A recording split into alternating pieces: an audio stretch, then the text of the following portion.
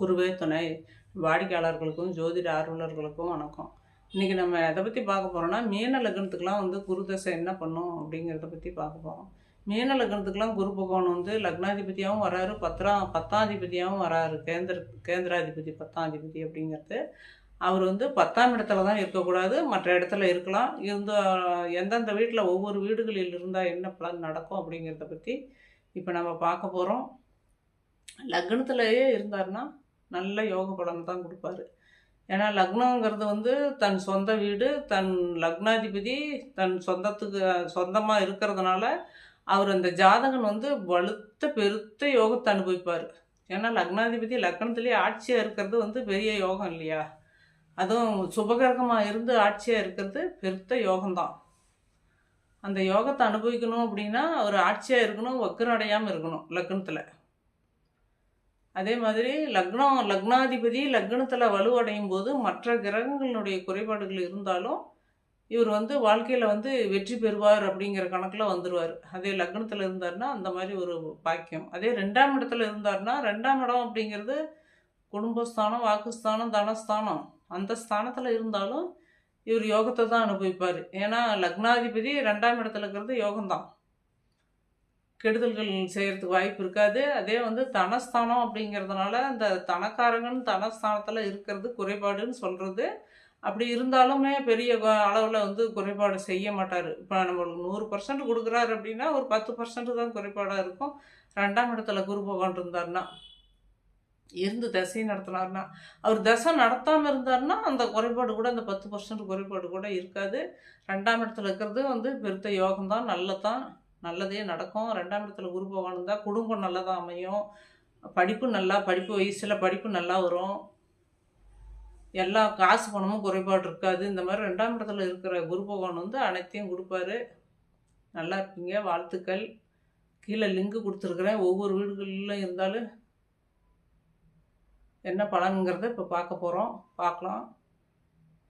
3ஆம் இடத்துல இருந்தார்னா, 3ஆம் இடங்கிறது வந்து காது, மூக்கு, தொண்டை, நம்மளுடைய புகழ், கீர்த்தி, வெற்றி இதெல்லாமே வந்து 3ஆம் இடம் தான் கொடுக்கும். 3ஆம் இடத்துல குரு பகவான் இருந்தார்னா கொஞ்சம் குறைபாடான செல்வாக்கை தான் கொடுப்பாரு. ஏன்னா 3ஆம் இடத்துல இருக்கிறது வந்து சுக்கிரனுடைய வீடு. அந்த சுக்கிரனுடைய வீடு வந்து குருவுக்கு வந்து பகை வீடாக வருது.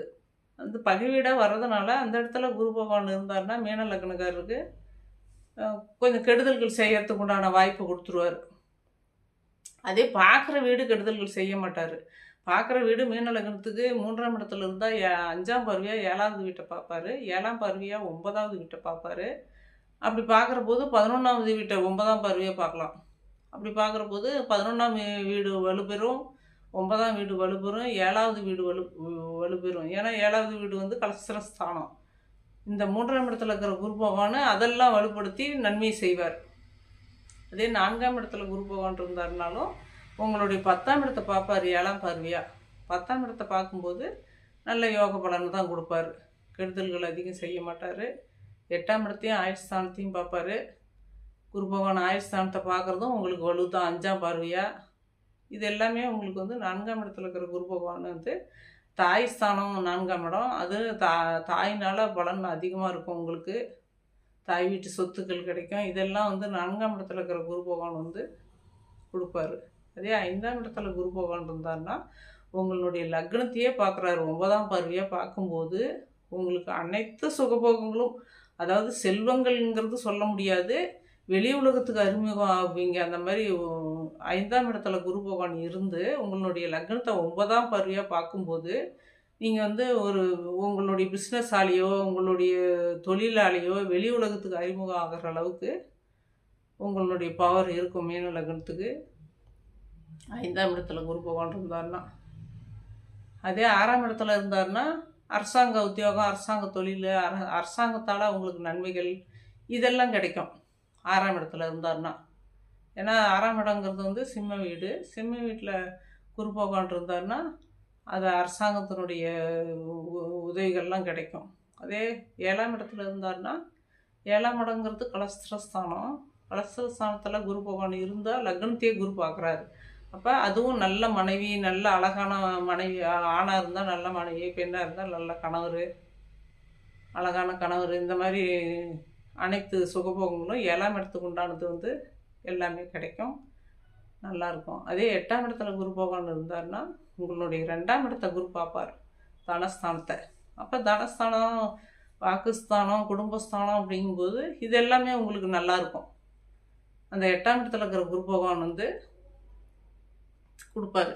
ஆனால் 8ஆம் இடத்துல குரு இருந்தால் அயல்நாட்டு சுகபோக வாழ்க்கை உங்களுக்கு கிடைக்கும். அயல்நாடு போகல அப்படின்னாலும் அடுத்த மாநிலத்திலையாவது போய் சுகபோகமாக அங்கே வந்து தொழில் செஞ்சு வளர்ச்சி அடையக்கூடிய அளவுக்கு குரு பகவான் 6, 8, 12 இருந்தாருன்னா இதெல்லாம் கொடுப்பாரு. இதே 9ஆம் இடத்துல இருந்தாருன்னா லக்னத்தையே 5ஆம் பார்வையாக பார்ப்பாரு. அதுவும் உங்களுக்கு யோக பாக்கியம்தான். கெடுதல்கள்லாம் செய்கிறதுக்கு வாய்ப்பு இல்லை. 3ஆம் இடத்தை பார்ப்பாரு 7ஆம் பார்வையாக. 3ஆம் இடத்தை பார்க்கும்போது புகழ், வெற்றி, கீர்த்தி இது எல்லாமே வந்து கொடுக்கும் அதனுடைய திசையில். 9ஆம் இடத்துல குரு பகவான் இருந்து லக்னத்தை பார்த்து 3ஆம் இடத்தையும் பார்த்து உங்களுடைய 5ஆம் இடத்தையும் குரு பார்ப்பார். அப்போ குழந்தைங்க ஸ்தானம் 5ஆம் இடம், பூர்வ புண்ணியம், பூர்வீகம், புத்தி, புத்திரர் இது எல்லாமே வந்து 5ஆம் இடம். இந்த 9ஆம் இடத்துல இருக்கிற குரு பகவான் வந்து உங்களுடைய 5ஆம் இடத்தை குரு பார்ப்பார். அப்போ அந்த 5ஆம் இடத்தினுடைய சுகபோகங்கள் அனைத்தும் கிடைக்கும். பூர்வ புண்ணியம், பூர்வீகம், புத்தி, புத்திரர்கள் அனைத்தும் இந்த குரு தசையில் கிடைக்கும். 9ல் இருக்கக்கூடிய குரு பகவான் வந்து தசையை நடத்தினார்னா. அதே 10ஆம் இடத்துல இருந்தார்னா உங்களுடைய 4ஆம் இடத்தை பார்ப்பார் 7ஆம் பார்வையாக.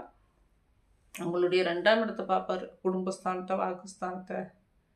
இதெல்லாம் குரு 10ஆம் இடத்துல இருந்துட்டு பார்க்கும்போது இது எல்லா சுகபோகங்களும் உங்களுக்கு 2ஆம் இடத்துக்கு உண்டான சுகபோகங்கள் கிடைக்கும்.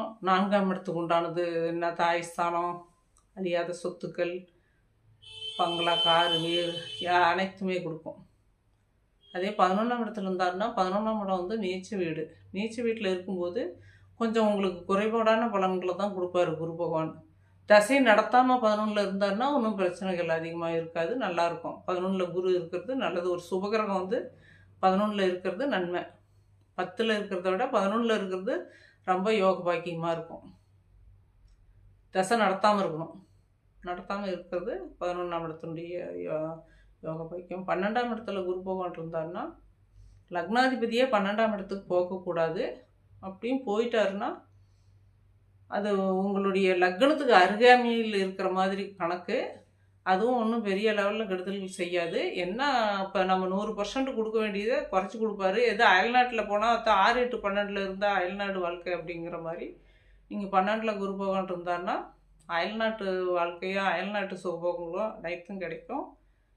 நம்ம நாட்டில் கிடைக்கிறத விட, அல்லது அயல் நாட்டுக்கு போகலன்னாலும் அடுத்த மாநிலத்துக்காவது போய் அதிக வசதி வாய்ப்பை பிழைக்கிறதுக்கு உண்டான வாய்ப்பு கொடுக்கும். வாழ்த்துக்கள். நல்லா இருப்பீங்க. வீடியோ பிடிச்சிருந்தா சப்ஸ்கிரைப் பண்ணுங்கள், லைக் பண்ணுங்கள். தொடர்ந்து என் வீடியோ வரும், பார்ப்பீங்க.